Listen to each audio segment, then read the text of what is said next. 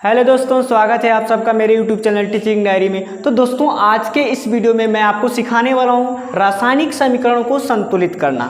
ठीक है, तो दोस्तों स्टार्ट करते हैं। यहाँ पर हमने कुछ समीकरण को लिखा हुआ है, अभी हम इन समीकरणों के माध्यम से इनको संतुलित करके दिखाएंगे। तो देखिए, पहले हम ये समझेंगे कि रासायनिक समीकरण को संतुलित करना यानी संतुलित रासायनिक समीकरण होता क्या है। तो संतुलित रासायनिक समीकरण किसे कहते हैं, तो ध्यान दीजिए, किसी भी रासायनिक समीकरण में दो चीज होता है, एक अभिकारक होता है और एक उत्पाद होता है। ये जो तीर लगा हुआ है, तीर के जो बाएं तरफ है अभिकारक और जो दाएं तरफ लिखा हुआ है वह उत्पाद है। तो अभिकारक में और उत्पाद में जब एटम की संख्या बराबर हो जाए, या कह सकते हैं कि जब किसी रासायनिक अभिक्रिया में अभिकारक का द्रव्यमान और उत्पाद का द्रव्यमान इक्वल हो, बराबर हो, तो उसको हम संतुलित रासायनिक समीकरण कहते हैं। या किसी रासायनिक अभिक्रिया में अभिकारक और उत्पाद में दोनों तरफ परमाणुओं की संख्या समान हो, तो उसे हम संतुलित रासायनिक समीकरण कहते हैं। तो यहाँ पर देखिएगा, जो समीकरण लिखे हुए हैं वहाँ पे सभी एटम इक्वल नहीं है अभिकारक और उत्पाद में। तो इसका मतलब यह जो है आपका जो समीकरण है संतुलित नहीं है। तो दोस्तों, इसको हमको संतुलित करना है। तो संतुलित करने के लिए क्या करना है, दोनों तरफ के एटम को बराबर करना है। तो देखिए, किसी भी रासायनिक समीकरण को संतुलित करने से पहले उनका नियम क्या होता है ये जानना जरूरी है। और नियम ये है कि सबसे पहले हम समीकरण को संतुलित करने के लिए धातु का चयन करते हैं। दूसरा होता है अधातु, उसके बाद ऑक्सीजन और उसके बाद हाइड्रोजन। किसी भी समीकरण को संतुलित करने के लिए ये 4 पॉइंट आपको आना चाहिए। सबसे पहले हम किसको संतुलित करते हैं, तो हमने लिखा कि धातु को, उसके बाद अधातु को, उसके बाद ऑक्सीजन को, और सबसे लास्ट में किसको बैलेंस करते हैं, हाइड्रोजन को। तो ये बात आपको पता होना चाहिए, और इसी के माध्यम से हम किसी भी रासायनिक समीकरण को बैलेंस करेंगे। सबसे पहले हमने बताया कि इस समीकरण में देखेंगे कौन कौन से धातु हैं। जो धातु होंगे पहले हम उसको बैलेंस करेंगे, उसके बाद अधातु को बैलेंस करेंगे। अधातु को बैलेंस करने के बाद एक बार फिर हम पहला जो है कि धातु को चेक करेंगे कि कहीं यह हमारा अनबैलेंस तो नहीं ना हो गया। उसके बाद हम फिर ऑक्सीजन को चेक करेंगे, उसके बाद फिर हाइड्रोजन को। अभी हम एक एग्जाम्पल बताना स्टार्ट करें, पहले एग्जाम्पल को ले रहे हैं और इसी के माध्यम से इसको हम समझा रहे हैं। तो इसको समझने से पहले आपको धातु और अधातु आना चाहिए कि कौन से धातु हैं और कौन से अधातु।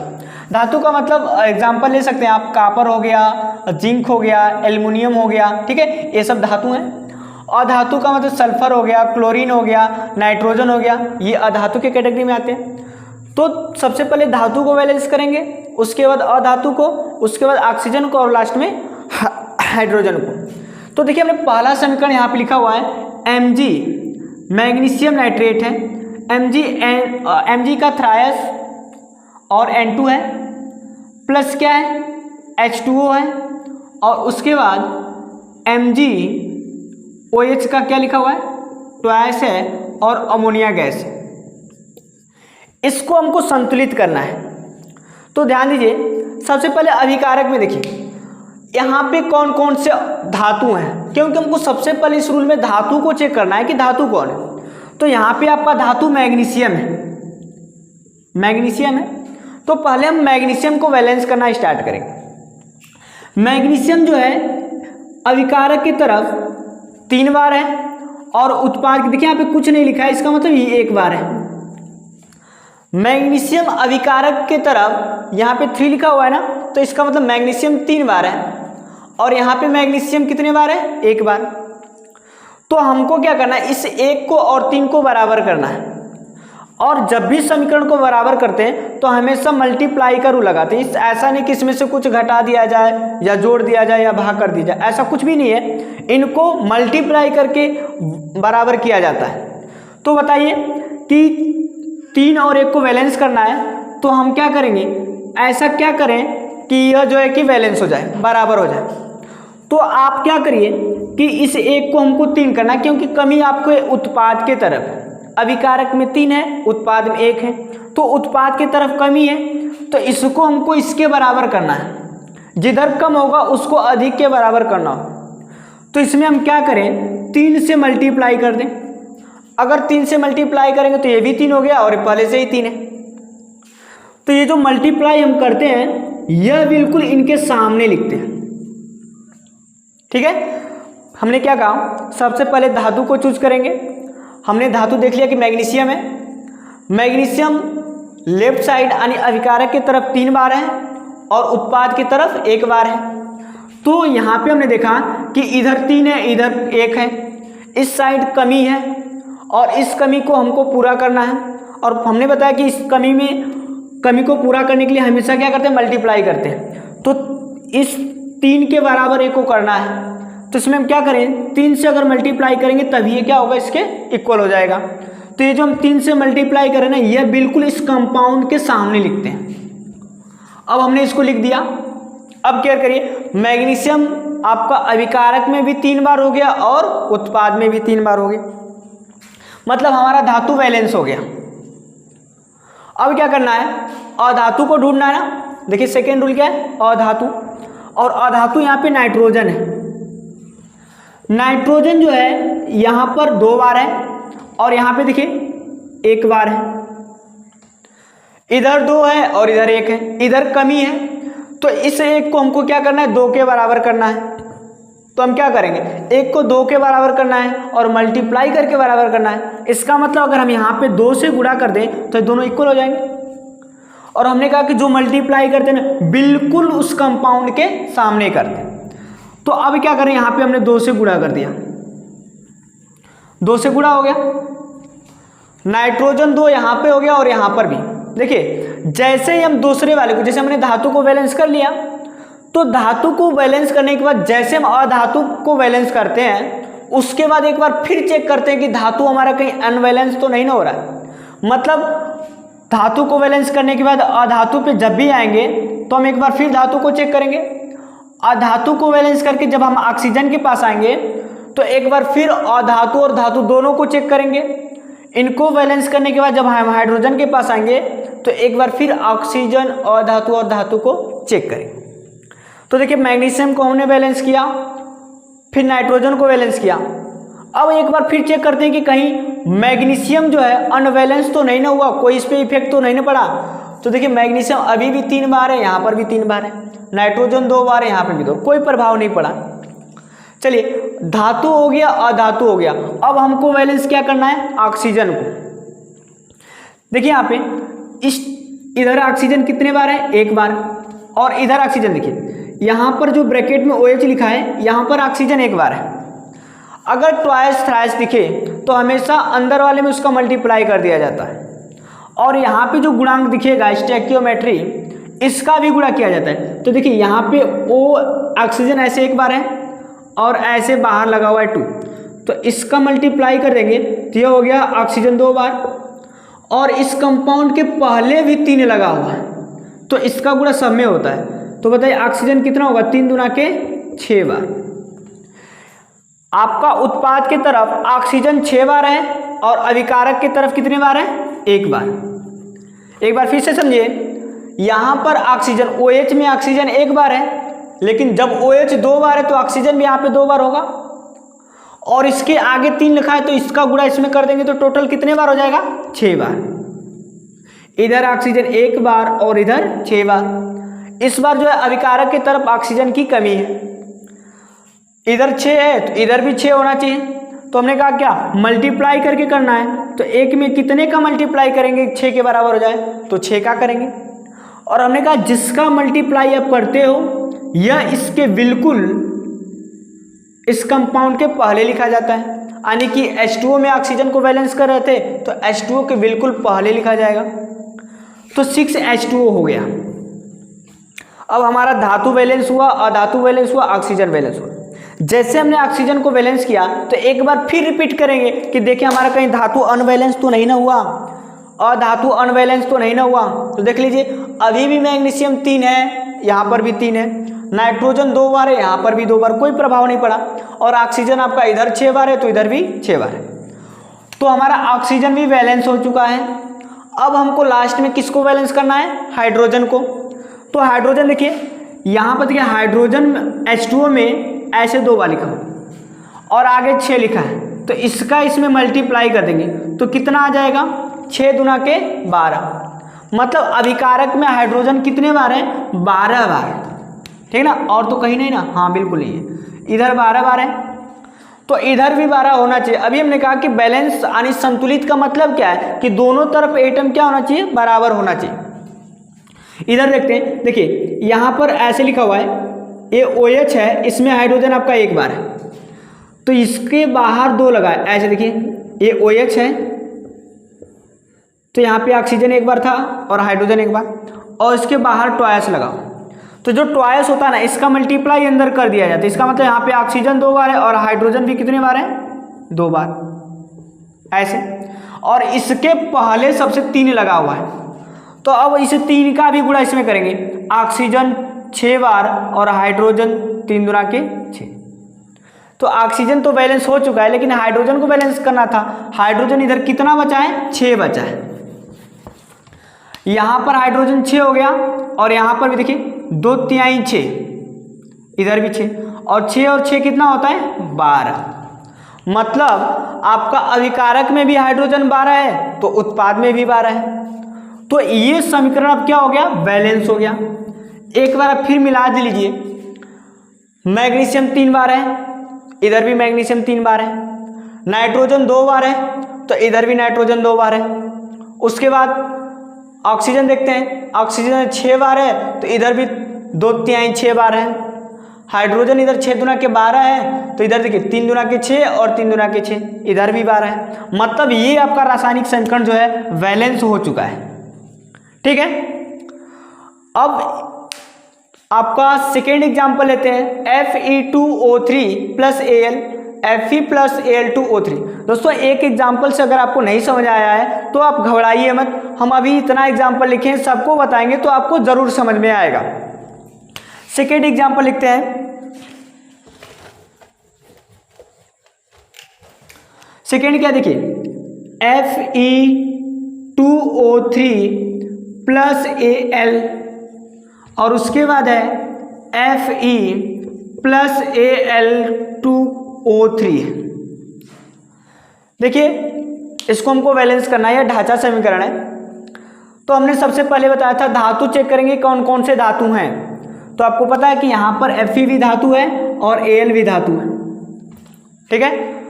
आयरन और एल्युमिनियम दोनों धातु है। तो पहले किसी एक को बैलेंस करते हैं हम यहाँ पे स्टार्ट करें Fe से। आयरन यहाँ पर कितने बार है 2 बार है तो यहाँ पर आयरन कितने बार 1 बार, इधर 2 बार इधर 1 बार, इधर ज़्यादा इधर कम है, जिधर कम होगा उसी को बैलेंस करेंगे। अब इस एक को हमको 2 करना है, कैसे 2 होगा, हमने कहा कि सिर्फ मल्टीप्लाई करके 2 करना है। तो एक में कितने का मल्टीप्लाई करेंगे कि 2 होगा, तो जायज़ सी बात है कि 2 का करेंगे। अब हमने कहा कि जिसका आप मल्टीप्लाई करते हो ना यह बिल्कुल इनके सामने लिखा जाता है, तो इसको यहां पर हम लिख देंगे। चेक कर लीजिए Fe इधर 2 बार इधर भी 2 बार हो गया, एक धातु बैलेंस हो गया। अभी अगला धातु बचा है कि एल्युमिनियम।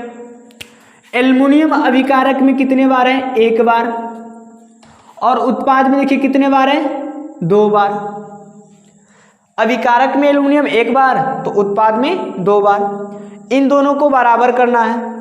इस बार आपके अभिकारक में कमी है और इस कमी को हमको मल्टीप्लाई करके बराबर करना है। तो इस एक में कितने का मल्टीप्लाई करेंगे 2 हो जाएगा, 2 का करेंगे। तो जिसका मल्टीप्लाई करते हो इसको बिल्कुल सामने लिखा जाता है, तो हमने सामने लिख दिया। अब चेक कर लीजिए एल्युमिनियम बैलेंस हुआ, इधर 2 बार इधर भी, हाँ बैलेंस हो गया। जैसे हमने एल्युमिनियम को बैलेंस किया तो एक बार फिर आयरन को चेक करेंगे कहीं अनबैलेंस तो नहीं ना है, 2 बार इधर भी तो इधर भी, चलिए ठीक है। उसके बाद क्या चेक किया जाता है ऑक्सीजन। अब हम ऑक्सीजन को बैलेंस करेंगे, इधर ऑक्सीजन कितने बार है 3 बार और इधर भी ऑक्सीजन कितने बार है 3 बार। तो मतलब ऑक्सीजन भी आपका वैलेंस है, पहले से ही वैलेंस है। इसके बाद क्या बचा, इसके बाद आपका कोई एटम नहीं है, मतलब आयरन था एल्युमिनियम था और ऑक्सीजन था जो कि सभी वैलेंस है। Fe 2 बार है तो यहाँ पर भी Fe 2 बार है, एल्युमिनियम इधर 2 बार है तो इधर भी एल्युमिनियम 2 बार है, ऑक्सीजन इधर 3 बार है तो यहाँ पे भी ऑक्सीजन कितने बार है 3 बार। ठीक है, तो ये आपका समीकरण बिल्कुल संतुलित हो चुका है। दोस्तों अगर आपको कोई भी प्रॉब्लम आ रहा है तो आप कमेंट करके पूछ सकते हो, ठीक है। अब आपका समीकरण नंबर तीसरा है,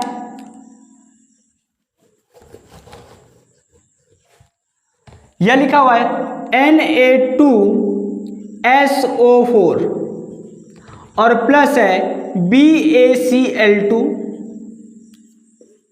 और जो है BaSO4 प्लस NaCl, ठीक है। इस समीकरण को बैलेंस करना है, तो वही प्रक्रिया, ये रूल आपको पता होना चाहिए, इसको भूलना नहीं। सबसे पहले धातु, उसके बाद अधातु, उसके बाद ऑक्सीजन और लास्ट में हाइड्रोजन। तो हम सबसे पहले धातु को चयन करते हैं। धातु कौन कौन से? सोडियम धातु है और यहाँ पे यह बेरियम धातु हो गया। इन दोनों को धातु पता चल गया ना, तो पहले हम इसको बैलेंस कर लेते हैं। सबसे पहले हम इस सोडियम धातु को बैलेंस करने जा रहे हैं। सोडियम इधर कितने बार है? 2 बार। तो यहाँ पर देखिए 1 और 1, कुछ नहीं लिखा है तो 1 है ना, तो यहाँ पर सोडियम कितने बार है? 1 बार। अभिकारक में सोडियम 2 बार है तो उत्पाद में 1 बार। इस 1 को हमको 2 बनाना है तो कैसे बनेगा? मल्टीप्लाई करके बनाएंगे। 1 में हम क्या करें? 2 से मल्टीप्लाई कर दें तो इधर भी 2 हो गया, उधर भी 2। और हमने कहा कि जो मल्टीप्लाई करते हैं इसको बिल्कुल सामने लिखते हैं, तो इस 2 को इसके पूरे सामने लिख दें, ठीक ना। एक बार फिर समझिए, इधर सोडियम 2 बार था और इधर 1 बार था। इधर कमी है तो इसको उसके बराबर करेंगे। इस 1 को 2 करना है तो कैसे करें? ऐसा नहीं कि इसमें 1 जोड़ देंगे तो 1 1 2 हो गया, बिल्कुल नहीं, जोड़ना बिल्कुल नहीं। हमने कहा सिर्फ मल्टीप्लाई करके बराबर करना है। तो इसमें हम क्या करें? 2 का ही मल्टीप्लाई करेंगे तो बराबर होगा। अब 2 का जब मल्टीप्लाई करें तो इस 2 को पूरे इसके सामने लिखें, जहाँ पे सोडियम है उसके सामने, जहाँ से स्टार्ट हो रहा है। अब मिला लीजिए, इधर सोडियम 2 बार है तो इधर भी सोडियम 2 बार हो गया, कोई दिक्कत नहीं। अब ये भी धातु है तो पहले इसको भी बैलेंस करेंगे। यहाँ पर ये कितने बार है? 1 बार, तो इधर भी कितने बार है? 1 बार, पहले से ही बैलेंस है। अब धातु आपका बैलेंस हो गया, उसके बाद हमको बैलेंस करना है अधातु को। अधातु में कौन कौन से हैं? आपका सल्फर है और क्लोरीन है, दोनों ही अधातु है। तो देखिए यहाँ पे सल्फर कितने बार है? पहले सल्फर को बैलेंस करते हैं, उसके बाद क्लोरीन को। सल्फर कितने बार है? 1 बार। तो इधर सल्फर कितने बार है? 1 बार, यानी कि सल्फर भी पहले से बैलेंस है। अब इस सल्फर को छोड़ दीजिए तो क्लोरीन बचा। क्लोरीन अभिकारक में इधर 2 है तो इधर भी आपने देखो 1 है और 2 से मल्टीप्लाई किया है। 1 पहले से था और 2 से मल्टीप्लाई कर दिया तो 2 कम 2, यानी कि हमारा क्लोरीन भी क्या है? बैलेंस है। यानी कि धातु भी बैलेंस हो गए और अधातु भी बैलेंस हो गया। तो उसके बाद हम किसके तरफ जाएंगे? ऑक्सीजन के। ऑक्सीजन है इसमें? हाँ, ऑक्सीजन यहाँ पे कितने बार है? 4 बार। तो ऑक्सीजन इधर भी कितने बार है? 4 बार, यानी ऑक्सीजन भी पहले से बैलेंस है। और लास्ट में आता है हाइड्रोजन, जो कि इस समीकरण में है नहीं तो उसका जिक्र ही नहीं करेंगे। अब इस समीकरण को मिलाएंगे कि यह बैलेंस हो गया कि नहीं। सोडियम 2 बार है तो इधर भी सोडियम 2 बार, सल्फर 1 बार है तो इधर भी सल्फर 1 बार, ऑक्सीजन 4 बार है तो इधर भी ऑक्सीजन 4 बार, फिर यहाँ पे जो है बेरियम 1 बार है तो यहाँ पर भी 1 बार है, क्लोरीन 2 बार है तो इधर भी 2 बार है। मतलब ये समीकरण आपका बैलेंस हो चुका है, ठीक है। अब इसके बाद अगला समीकरण बैलेंस करते हैं।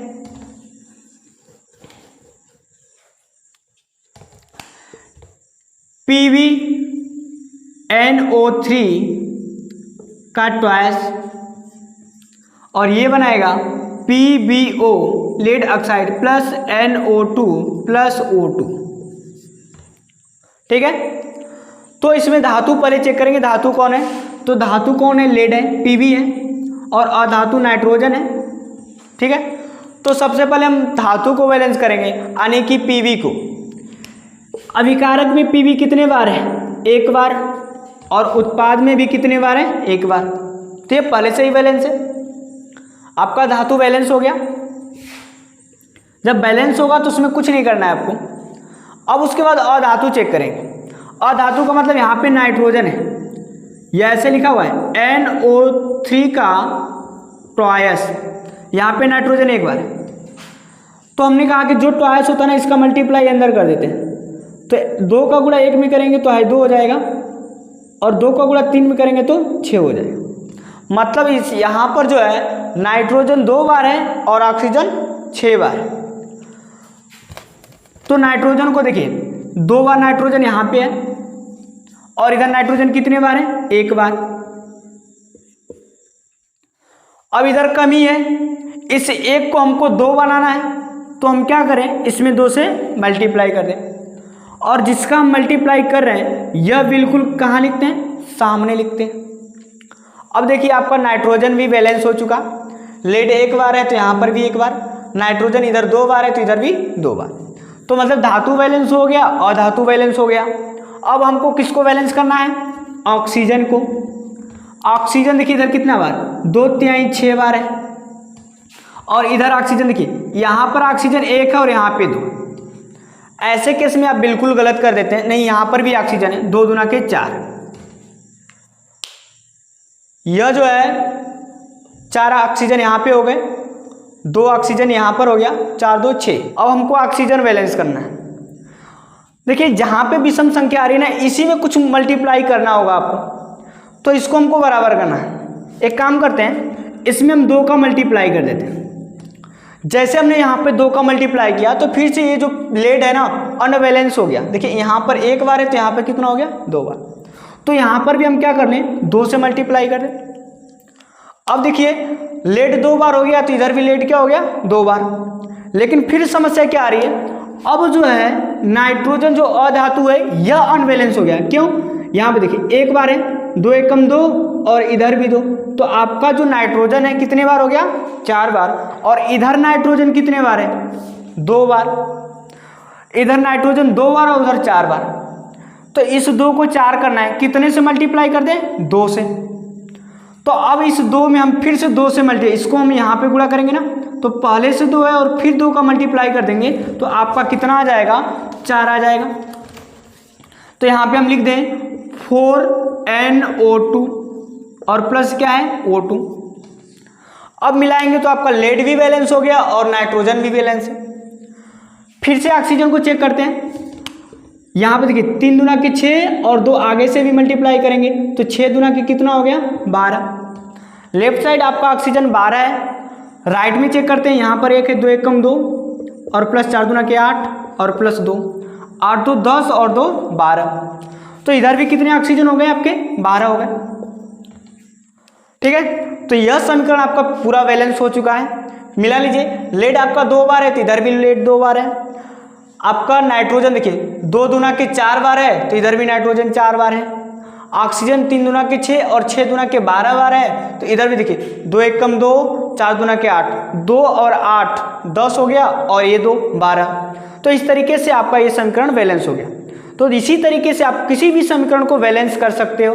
ठीक है, बस आपको प्रैक्टिस करना है। आप थोड़ा एग्जाम्पल लीजिए, इन्हीं एग्जाम्पल को अपने तरीके से करिए, एक बार अपने से समझिए, फिर अपने बुक से एग्जाम्पल लेके करिए। प्रैक्टिस करेंगे तो आपको बिल्कुल आ जाएगा।